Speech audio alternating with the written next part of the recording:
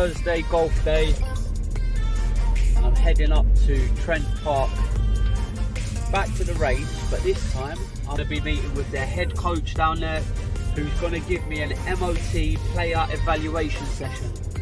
The idea is that they will look at all aspects of my game and help me create a roadmap to achieving my goals. So I suppose in my case, this is where I want to head towards playing off a scratch. Really looking forward to it. It's so cheap as well, it's 20 quid for a 40-minute, 50-minute evaluation session, whereby at the end of it I'll have a bit clearer direction as to how I'm going to achieve this mad goal of mine.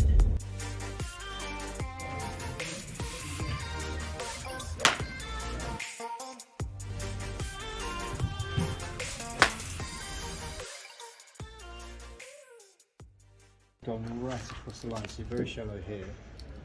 As you go back up here, it's gone right across the line at the top, which is really, it's going to be quite troublesome to recover from that position.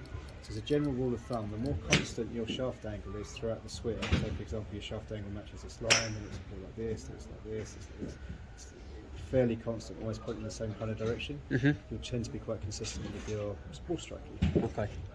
But when your shaft angle is over here, just take those lines off, over here 1 minute, there another time, and over here in another instance. They are vastly different shaft angles, all pointing in different directions, so it makes it a lot harder to be consistent. So I'm lucky I'm even hitting the ball in a minute. Well, not necessarily, because you do kind of, it does match into a pattern, but it's just not the sort of pattern that will give you consistency. It's just a little bit offline. Okay. If you swing down matching that pattern, your club will come back down too far inside, and then you'll be going that way, hitting the ball to the right, or massive curves to the left, because you're approaching too far inside and knocking it around. From this angle,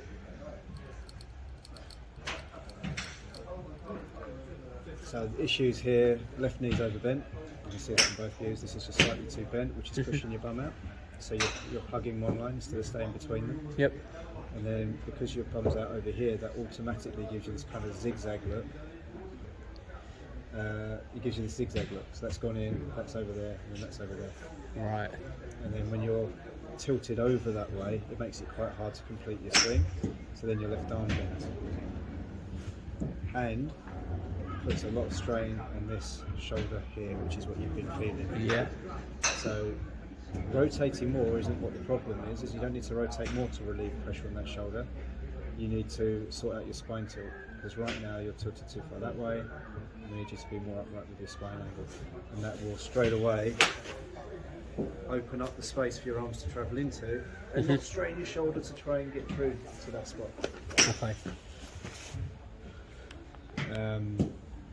Anyway, because the arm's bent and the hands have travelled a long way behind your head, we shouldn't be seeing that up here. We should be seeing your head over here on these lines, Yeah. and your hands over here. And you have a much bigger space between your head and your hands. Whereas right now, there's no space. Okay.